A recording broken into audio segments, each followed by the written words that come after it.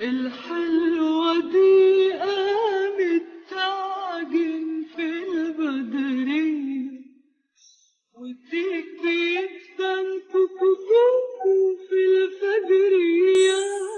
يلا بينا. يسعد لي أوقاتكم صبايا، كيفكن؟ طمنوني عنكن. رح نشرب قهوة الصبح، وعملت كمان امبارح سوكسيه. الصراحة صورت لكم الطريقة وكنت حابة أشاركها معكم كتير، بس لو تعرفوا شو صار كتير انقهرت أنا وعم أعملها وعم صور لكم. بعد ما خلصت طلعت على الموبايل ولا مطفي خالص شحنه يعني. كتير انقهرت وعرفت انه راح كل شي صورته، لانه بعرف انه بس طفي شحن الموبايل وانا عم صور الموبايل ما بيحفظ التسجيل. عن جد بعد التعب طلع ما محفوظ الفيديو. أصحاب القنوات بيعرفوا هالشعور شو بشع، بس يلا خيرها بغيرها. بس قلت رح صور لكم شكلهم كيف طلعوا. عن جد الطعم كان حكاية تانية، كتير طيب. هلأ بعد ما شربت القهوة صبايا قمت جهزت الفطور، واليوم الجو صحيح شوب بس في هوايات باردة كتير. بلش يبرد الجو شوي. حبيت هيك نطلع نفطر برا بأرض الديار ونقضي نهارنا اليوم كلياته برا بأرض الديار، لأنه عن جد الجو كتير حلو والنسمات كتير باردة. خلصنا فطورنا، لملمت البيت مع مسح الغبرة وشطفت الأراضي. وحطيت كمان وجبة غسيل على الغسالة. أخذ من وقتي هذا الشغل تقريبا ساعتين. هو هالشغلات بتخلص بساعة، بس مع الولاد ما شاء الله لازم ساعتين أو أكتر. بدي بلش هلأ بتجهيز عدة الشوي. اليوم غدانا مشاوي بإذن الله. طلعت اللحمة من الثلاجة حتى تذوب. وعندي كمان لحمة بدي أعملها كباب. وهي اللي هلأ بتعرفوا ليش. وكمان رح نشوي نخاعات أو زوز. ما بعرف شو بتقولوا لهم انتو، بس بالمختصر هو مخ الخروف. هلأ بتشوفوا كيف بنشويهم، والطعمة كمان كتير طيبة. وكمان غسلت خضرة السلطة ورح بلش بفرم السلطة، بس ما رح تبلها بالملح والحمض حتى ما تدبل عندي. ولبينا ما نخلص فرم الخضرة وتجهيز المشاوي عندي، رح احكي لكم قصة هالصبية مع اولاد زوجها.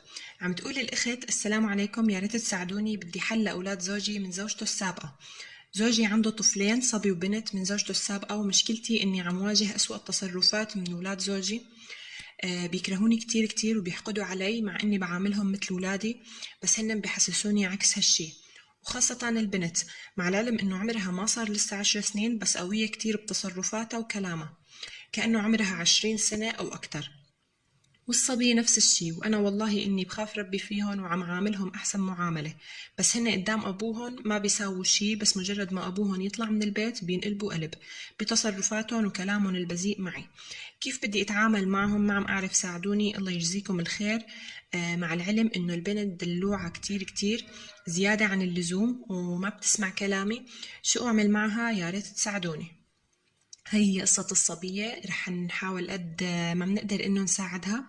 ليكي حبيبتي، أنا طلعت قصتك مثل ما وعدتك، وإذا بدك نصيحتي، وبصراحة هن أطفال ما بينلاموا.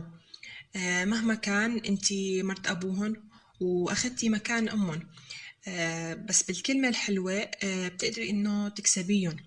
مثلا برأيي استخدمي معهم الكلام الحلو كتير، يعني يا حبيبتي، يا عمري، يا قلبي.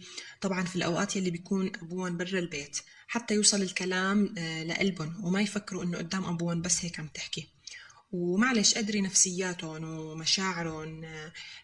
حاولي تشتري لهم هدايا أو العبي معهم، طالعيهم مشاوير، لأنه الأولاد بيحبوا اللعب والمزح والهدايا والطلعات.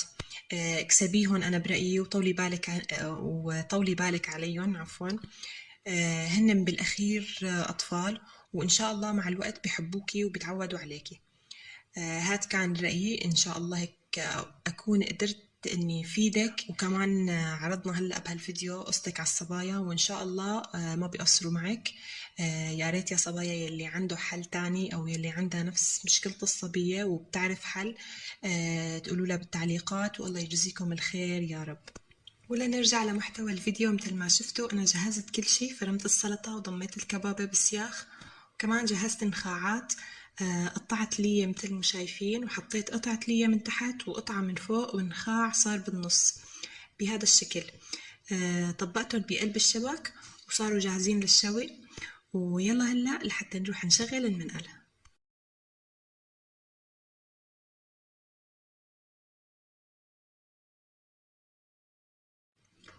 مثل ما شايفين صبايا هلا هيك شغلنا النار ورح نستنى هيك لحتى تلقط مزبوط يعني.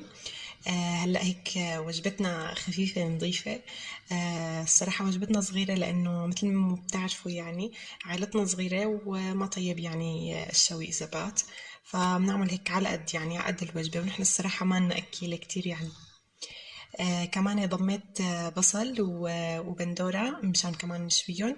لما تحرم شيئا قل يا ربي يا مغني، ينسيك لا تتذكر، سلام على من يشكر. لما تذل روحك قل يا ربي يا معز، فإذا بك تنهى وتأمر، كريم لما يغفر. لما يكسر قلبك قل يا ربي يا جبار. وهلأ صار الغدا عنا جاهز. رح نتغدى وارجع لكم. اللي وصلت لهون ولسه مو عامله لايك لهذا الفيديو ربي يسعدك ويسلم لي هالايد الحلوه، اعملي لي لايك للفيديو حتى يرتفع ونوصل هيك لاكبر عدد من الصبايا باقرب وقت. خلصنا اكل وصار وقت الشغل وتنظيف البلاوي اللي طلعت. اول شيء قمت الصفرة وقبل الجلي وقبل كل شيء بدي انظف الاراضي هون، لانه من دخنة الشوي صارت الاراضي كلها غبرة، وكمان صارت الارض زفرة مثل الزيت فيها، ما عرفت من شو الصراحة. فبتعرفوا اولاد وبيروحوا وبيجوا، فعالسريع والله حطيت دواء غسيل على الاراضي وفركتها، وبعدها رح روح اجلي. بس ما رح اخذكم معي هالمرة حتى ما تكتئبوا، لانه وصلنا لنهاية الفيديو حتى تكون النهاية سعيدة. قول يا عظيم أنت العظيم، قد همنا هم عظيم، وكل هم همنا يا هنو. لهون صبايا بدي انهي معكم فيديو اليوم. لا تنسوا تعملوا لي لايك لهذا الفيديو، واذا عم تحبوني اكتبوا لي بالتعليقات حتى اصير نزلكم يوم ايه يوم لا. بحبكم كتير كتير، وان شاء الله بشوفكم بفيديوهات قادمة. لا تنسوني من اللايك والاشتراك، وتصبحوا على الف خير.